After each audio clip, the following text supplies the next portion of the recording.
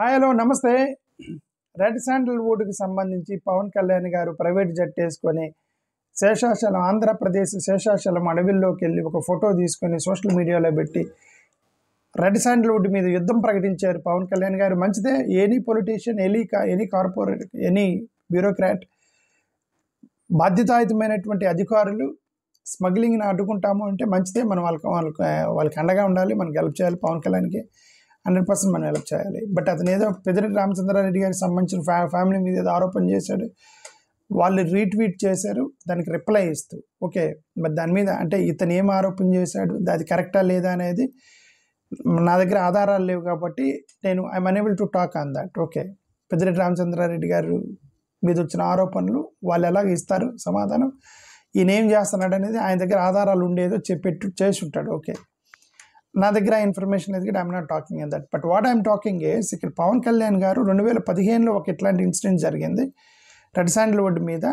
ఇప్పుడు 2025లో ఇప్పుడు ఒక ఇన్సిడెంట్ జరుగుతుంది.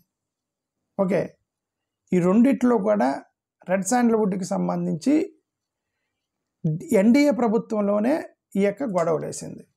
ఇది చాలా costly material. As I said, costly material కాస్మెటిక్స్కి వాడతారు, ట్రెడిషనల్ మెడిసిన్స్కి వాడతారు, ఫర్నిచర్కి వాడతారు, మ్యూజికల్ ఇన్స్ట్రుమెంట్స్కి వాడతారు, న్యూక్లియర్ వెపన్స్ కూలింగ్ చేయడానికి వాడతారు. టన్ 25 లక్షలు ఉండేది, కాస్ట్లీ. కాబట్టి ప్రతి వాడు దాన్ని స్మగ్లింగ్ చేయడానికి ప్రయత్నం చేస్తారు. బికాజ్ అది ఒక బంగారం దొరికితే ఎలాగ టక్కని తీసుకుని జేబులు వేసుకుంటారో, ఆ బంగారం లాంటిది రెడ్ శాండల్వుడ్ ఇప్పుడు అది.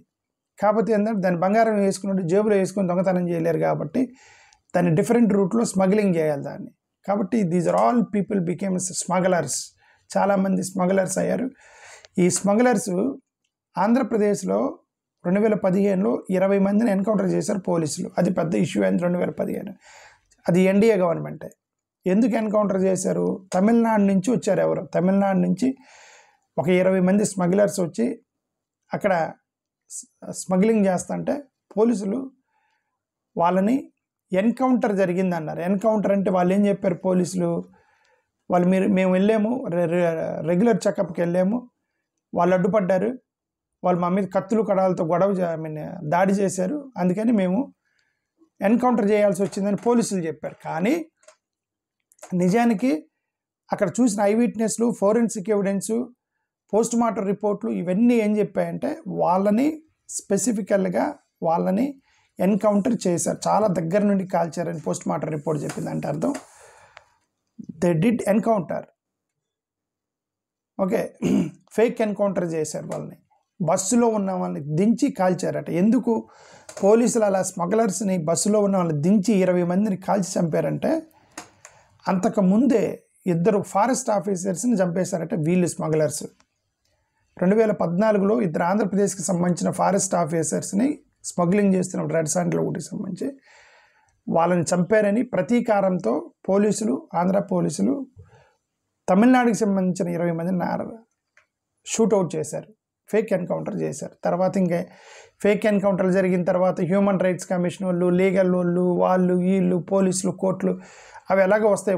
వన్స్ ఫేక్ ఎన్కౌంటర్ జరిగిన తర్వాత ఇవన్నీ మాట్లాడతారు. ఓకే, అది ఎలాగో వాళ్ళు ఎదుర్కొంటారు. బట్ ఫండమెంటల్లీ ఫేక్ ఎన్కౌంటర్ జరిగింది. ఇది ఎప్పుడు 2015లో జరిగింది. ఇప్పుడు మళ్ళీ పవన్ కళ్యాణ్ మళ్ళీ మాట్లాడుతున్నాడు ఇప్పుడు 2025లో. రెండు కూడా ఎన్డీఏ ప్రభుత్వమే. మధ్యలో జగన్ ప్రభుత్వంలో ఐ డోంట్ థింక్ ఏమైనా జరిగిందని నేను అనుకోవట్లేదు. 2.5 years కరోనాలో పోయింది. ఆ మిగతా 2.5 yearsలో సైలెంట్ స్మగ్లింగ్ జరిగిందేమో మనకు తెలీదు. సైలెంట్ స్మగ్లింగ్ జరిగితే మరి ఆధారాలు ఉంటే వాళ్ళు బయట పెట్టాలి. వీళ్ళ గవర్నమెంట్ కదా ఇప్పుడు లిక్కర్ స్కామ్లు అవి బయటకు తీశారు. మరి రెడ్ శాండల్వుడ్ ఆధారాలు ఉంటే రెడ్ శాండల్వుడ్కి సంబంధించిన ఆధారాలు కూడా బయట పెట్టాలి కదా.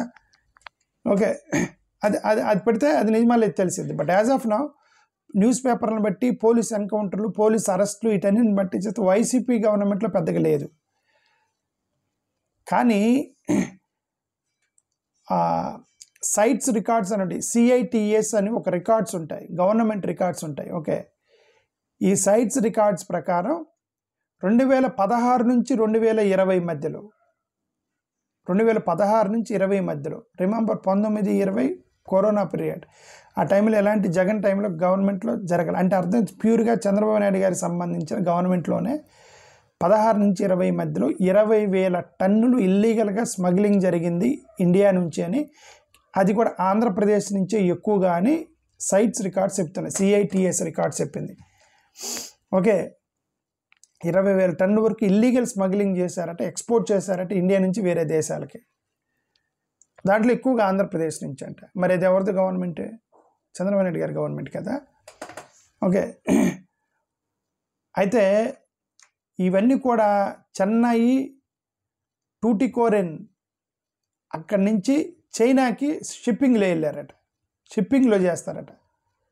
ఇవన్నీ చేయడానికి ఏజెంట్కి వారానికి 75,000 రూపాయలు ఇస్తారట. ఒక ఏజెంట్కి వారానికి 75,000 రూపాయలు ఇచ్చేవాళ్ళట కమిషన్, ఇవన్నీ షిప్పింగ్ చేసి పంపించడానికి. 11,000 టన్నుల్ని గవర్నమెంట్ సీజ్ చేసింది ఒకసారి, 11,000 టన్నులు సీజ్ చేసింది. 2020లో కోవిడ్ ద్వారా చైనా దానికి ఎలాగూ కొన్ని ఆగిపోయింది. ఓకే, వీటిని గవర్నమెంట్గా పోలీసులు పట్టుకున్నప్పుడు ఏం చేస్తారని యాక్షన్ వేస్తారు, వాటిని యాక్షన్ వేసి అమ్మేస్తారు. సో ఇప్పుడు ఇవన్నీ కూడా ఇప్పుడు అల్టిమేట్గా మనం చెప్పేది ఏంటంటే, ఇది ఎక్కువగా ఇప్పుడు పవన్ కళ్యాణ్ గారు దీని మీద ఎక్కువగా ఎందుకు లేపుతున్నారు అనేది ఎక్కడో తెలియనటువంటి ఒక వ్యూహం ఏమైనా ఉందా పవన్ కళ్యాణ్కి అని నాకు అనిపిస్తుంది. ఎందుకంటే ఇప్పుడు ఈ రెడ్ శాండ్ లూట్ మీద మాట్లాడటానికి, అది కూడా చంద్రబాబు నాయుడు గారి గవర్నమెంట్లో దీన్ని ఇష్యూ చేయడానికి ప్రయత్నం చేస్తున్నారు కాబట్టి. మోరోవర్ ఆపరేషన్ కగార్ పేరుతోటి మేము ఎన్కౌంటర్ చేస్తాం. ఎన్కౌంటర్ ఎవరు, నేను గతంలో ఒక వీడియో పెట్టాను. ఎన్కౌంటర్ ఎవరిని చేస్తారు? కూలీల్ని 200, 500, 600 రూపాయలకి వచ్చిన కూలీని చేస్తారు. ఇప్పుడు అదే చెప్పింది, రెడ్ శాండల్ వుడ్ నరికిన తర్వాత ఒక్కొక్కటి 75 లక్షల రూపాయలు, 25 లక్షల రూపాయలు ఒక టన్ను. దాన్ని తీసుకెళ్ళి చెన్నై, టూటికోరి దాంట్లో షిప్పింగ్లు పెట్టి దాన్ని చైనాకి ఇల్లీగల్గా ఎక్స్పోర్ట్ చేస్తున్నప్పుడు ఎంత పెద్దవాళ్ళు ఇన్వాల్వ్ అయ్యారు. వాళ్ళని ఎన్కౌంటర్ చేస్తాడా పవన్ కళ్యాణ్? దీన్ని వెనుకున్నటువంటి వాళ్ళు వీళ్ళు తీసుకెళ్ళి ఎవరికి ఇస్తున్నారు? ఆ ఏజెంట్ ఎవడు? ఏజెంట్ నెలకి వారానికి 75,000 రూపాయలు తీసుకునేటువంటి ఏజెంట్ని ఎన్కౌంటర్ చేస్తారా? వాళ్ళు అనుకున్నటువంటి షిప్పింగ్ కంపెనీని బోట్ని ఎన్కౌంటర్ చేస్తాడా? వాళ్ళందరినీ తీసుకెళ్ళి చైనాకి అమ్మేస్తున్నాడు, వాడిని ఎన్కౌంటర్ చేస్తాడా? ఫారిన్ ఎక్స్చేంజ్ చేసి వాడిని ఎన్కౌంటర్ చేస్తాడా? వీళ్ళందరినీ వదిలేసి ఆపరేషన్ కగార్ పేరుతో అడవిలోకి వచ్చేవాడిని నేను ఎన్కౌంటర్ చేస్తాను అని అంటే, ఓకే, వాళ్ళంతా పొట్టకూడు కోసం 500, 600 జీతం తీసుకొని వచ్చి స్మగ్లింగ్ చేసేవాళ్ళు. వాళ్ళంతా సిస్టాన్ని ఆపకుండా పవన్ కళ్యాణ్ గారు, అది నేను గతంలో ఒక వీడియోలో కూడా పెట్టాను ఇది. ఓకే, ఇదంతా కూడా పేదవాడి మీద చేసేటువంటి యుద్ధమే తప్ప ఏమి లేదని నా ఉద్దేశం. ఓకే, అది ఇప్పుడు అల్టిమేట్గా నేను ఏంటంటే పవన్ కళ్యాణ్ గారికి వెనకేమన్నా ఎజెండా ఏమన్నా ఉందో, ఇప్పుడు ఈ టీడీపీకి ఏమైనా వ్యతిరేకంగా వెళ్తున్నాడా అని నాకు ఎక్కడో 6th సెన్స్ కొడుతుంది.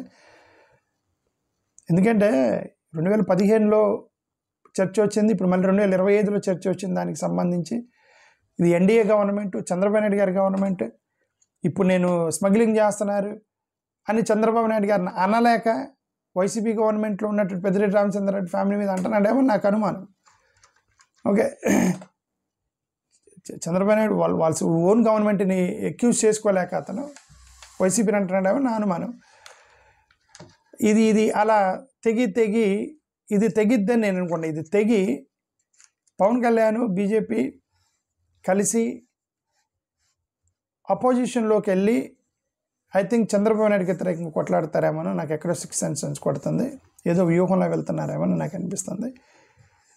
వాట్ ఎవర్ ఇది ప్రీమెచ్యూర్డ్ థాటే. But anyway, let's wait and see what happens. బీహార్లో బీజేపీ గెలిచిందంటే గెలిచిద్ది కాదు, బీహార్లో బీజేపీ గెలిచిందంటే ఆటోమేటిక్గా వాళ్ళే టీడీపీని బయటికి నెట్టేసి ఆంధ్రప్రదేశ్లో బీజేపీని పెంచడానికి ప్రయత్నం చేస్తారు. ఇప్పుడు ఒక్కొక్క రాష్ట్రంలో విస్తరిస్తున్నారు వాళ్ళు. ఇక్కడ బీజేపీ ఆంధ్రప్రదేశ్లో పవన్ కళ్యాణ్ బీజేపీ ఎలయన్స్లోకి వెళ్ళిపోయి చంద్రబాబు నాయుడుకి వ్యతిరేకంగా చంద్రబాబు నాయుడు వద్దు అన్నా సరే నెడతారు అతన్ని.